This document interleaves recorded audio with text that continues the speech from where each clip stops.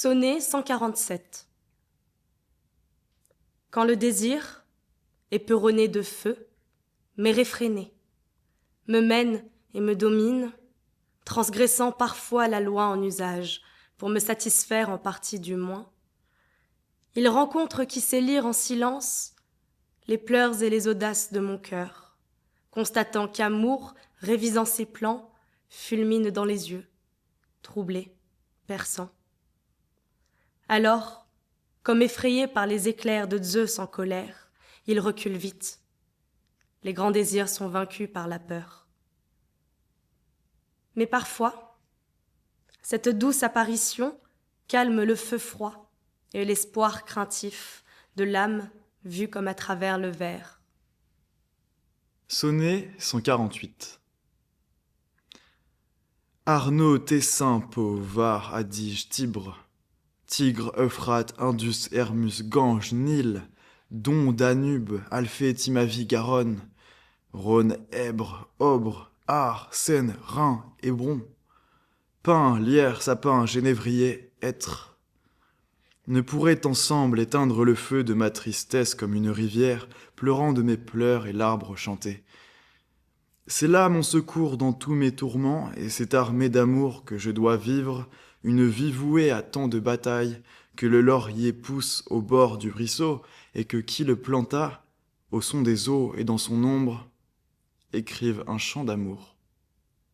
Ballade 149. De temps en temps, l'angélique figure se fait moins dure, et son sourire doux, et ses yeux délicats.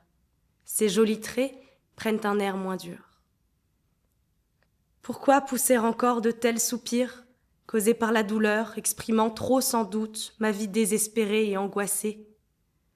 Si jamais je me tourne encore vers elle pour apaiser mon cœur, j'ai l'impression qu'amour veut prendre mon parti, me secourir. Ce n'est pas pour autant la paix trouvée. Mon cœur échappe à tout état tranquille. Le désir brûle plus avec l'espoir qui veut me rassurer. Sonnet 150. Mon âme, que fais-tu? Que penses-tu? N'aurons-nous d'armistice? Encore la guerre? Qu'adviendra-t-il de nous? Je n'en sais rien. Sinon qu'à ses beaux yeux, le mal déplaît.